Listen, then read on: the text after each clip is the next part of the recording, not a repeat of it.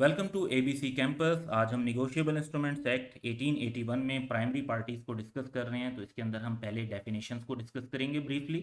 उसके बाद हम डिस्कस कर रहे होंगे कि प्रॉमिसरी नोट की इलस्ट्रेशन देकर बताएंगे कि कौन कौन सी पार्टीज होती हैं, फिर बिल ऑफ एक्सचेंज की, और फिर इसी तरह चेक की। तो इसमें हम सेक्शन 7 और section 3B of negotiable instrument act को जो है यूटिलाइज कर रहे होंगे एज अ रेफरेंस।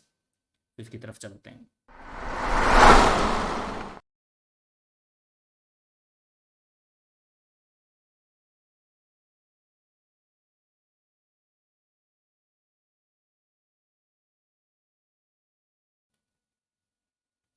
तो सबसे पहले जो हमारे पास पार्टी है दैट इज मेकर। जो पर्सन प्रॉमिसरी नोट बनाता है, लिखता है, और उसने ही उस प्रॉमिसरी नोट पर पेमेंट करनी होती है, उसे मेकर कहते हैं।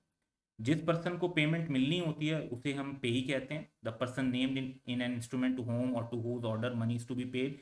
पेई जो है वो प्रॉमिसरी नोट में भी होता है, वो बिल ऑफ एक्सचेंज में भी होता है, वो चेक में भी होता है।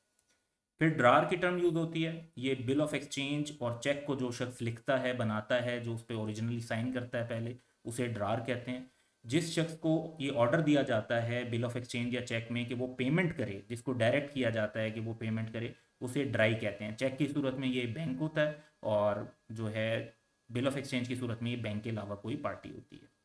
फिर एक टर्म एक्सेप्टर की यूज़ होती है। बिल ऑफ एक्सचेंज जो चेक के अलावा होते हैं उनको एक्सेप्टेंस भी होनी होती है बाय ड्राई, कि भाई उसे ऑर्डर दे रहे हैं आप पेमेंट करने का, तो वो ये ऑर्डर एक्सेप्ट भी कर रहा हो। तो चेक में तो ऐसी एक्सेप्टेंस की ज़रूरत नहीं होती, क्योंकि जो चेक है वो बैंक के प्रोवाइडेड जो है पेज, उसके ऊपर ही बनाया जाता है, उसी के फॉर्मेट पर, उसी की सारी अथॉरिटी के साथ बनाया जा रहा होता है। लेकिन बिल ऑफ एक्सचेंज में जो है वो एक्सेप्टेंस भी होती है, ड्यू डेट से पहले उसे प्रेजेंट करना होता है, और फिर पेमेंट के लिए भी प्रेजेंट करना होता है ड्यू डेट पे। तो यानी होता ये है कि पहले आप ड्राई के पास जाते हैं, वो फिर बिल को एक्सेप्ट करता है, उसके बाद आप फिर ड्यू डेट पर जाते हैं और वो फिर उसकी पेमेंट करता है। तो जो ड्राई होता है वही एक्सेप्टर बन जाता है जब वो एक बिल पे साइन करके उसे प्रॉपरली एक्सेप्ट कर लेता है। तो इन डेफिनेशंस को डिफरेंट जो हमारे पास निगोशिएबल इंस्ट्रूमेंट्स हैं उनके ऊपर अप्लाई करते हैं। सबसे पहले प्रॉमिसरी नोट की बात करते हैं। तो एक सिचुएशन क्रिएट कर लेते हैं कि Jawad signed a promissory note worded as 1 month after date I promise to pay Ahmed or order sum of rupees 9,000 for value received। तो अब अगर आप इस सिचुएशन को देखें तो इसमें क्योंकि जवाद ने साइन किए हैं और उसने इंस्ट्रूमेंट बनाया प्रॉमिसरी नोट का, तो जवाद को हम कहेंगे कि ही इज़ मेकर, और वो ड्यू डेट पर फिर लायबल होगा कि वो इस पर पे करे। इसके मुकाबले में अगर हम बात करते हैं अहमद की, तो अहमद यहाँ पर पेई है जिसको पेमेंट मिलनी है, तो उसका राइट है कि वो क्लेम कर सकता है ड्यू डेट पर अमाउंट को, या फिर अगर वो ट्रांसफ़र कर दे किसी और शख्स को ये इंस्ट्रूमेंट, तो ट्रांसफ़र होने के बाद वो शख्स जिसको ट्रांसफ़र किया जाएगा फिर वो पेई बन जाएगा, लेकिन ओरिजिनली जो पेई है सिचुएशन में वो अहमद है। इसी तरह बिल ऑफ एक्सचेंज की इलस्ट्रेशन देखते हैं। इसमें सिचुएशन है कि Maria drawn a bill of exchange on Zara worded as 2 months after date, यानी अब से 2 महीने के बाद, पे टू हुसैन और order the sum of rupees 9,000 for value received. तो 9,000 रुपीज़ की बात हुई है और पे टू हुसैन ऑर्डर की बात हुई है, तो ये बिल ऑफ एक्सचेंज है।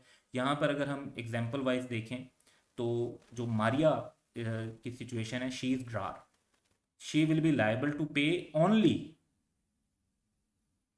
यानी she does not have primary liability, she will be liable to pay only in case drawee does not accept और does not pay on due date. यहाँ पर इन केस का वर्ड ले आते हैं हम कि she will be liable to pay only in case drawee does not accept और does not pay on due date. Drawee default करेगा तो ड्रार की जो है वो लाइबिलिटी होगी, वरना नहीं होगी। और उसके बाद अगर even if she pays in case of default by drawee, then she can claim amount from drawee lawfully, जो बनता है उसका प्रोसीजर फॉलो करके। अच्छा, ज़ारा का अगर हम यहाँ पर सिनेरियो देखें तो she is drawer and acceptor, she is primary liable to pay, तो पेमेंट जो है वो बेसिकली ज़ारा की लाइबिलिटी बनती है। Once she accept the bill तो उसको फिर एक्सेप्टर कहा जाएगा, तो ड्राई और एक्सेप्टर सेम पर्सन बन जाता है। यहाँ पर वर्ड हुसैन यूज़ हुआ जिसको पेमेंट होनी है, तो हुसैन जो है वो पेई है जिसको पेमेंट होगी। He has right to claim the amount on instrument, और अगर वो किसी और को ट्रांसफ़र कर देते हैं तो फिर वो पेई बन जाएंगे, जिसको ट्रांसफ़र किया जाएगा वो शख्स पेई बन जाएगा। चेक की बात करते हैं। तो सिंपल सा एक सिचुएशन है कि Talal drawn a cheque on ABC bank payable to Suhail or order. तो यहाँ पर अगर हम बात करते हैं तो तलाल का जो रोल है वो ड्रार वाला है, क्योंकि चेक भी बिल ऑफ एक्सचेंज की एक टाइप होती है विद फ्यू डिफरेंसेस। तो जिसने मेक किया, राइट किया, साइन किए, वो जो है ड्रार है, he will be liable to pay if bank does not honour the cheque. अगर बैंक नहीं पेमेंट करता फिर लाइबिलिटी होगी, प्राइमरी लाइबिलिटी नहीं है। जो मेन जिसको ऑर्डर दिया जा रहा है पेमेंट करने के लिए वो एबीसी बैंक है, वो ड्राई है। इसमें चेक में कोई नीड ऑफ एक्सेप्टेंस नहीं होती, तो यहाँ एक्सेप्टर वाला सिनेरियो नहीं है। तो बैंक बेसिकली लाइबल टू पे है ऑन बिहाफ ऑफ तलाल, यानी अपने अकाउंट होल्डर के बिहाफ पे वो पे करता है अगर चेक प्रॉपर हो और सफिशिएंट बैलेंस हो in the accounts of Talal. और इन केस ऑफ चेक तो ड्राई जो है वो हमेशा बैंक होता है, ये बात जहन में रखेंगे, बैंक के अलावा पर्सन नहीं होगा। और फिर हम देखते हैं कि किसको पेमेंट मिलनी है, तो वो पर्सन होगा पे। Suhail would be pay, he has right to claim the amount under the instrument. और अगर वो किसी और को ट्रांसफ़र कर देते हैं तो वो जो ट्रांसफ़र ही होगा जिसको ये ट्रांसफ़र किया जाएगा फिर वो पे ही बन जाएगा, क्योंकि फिर वो पेमेंट क्लेम कर सकेगा। So that's all for today, have a good day.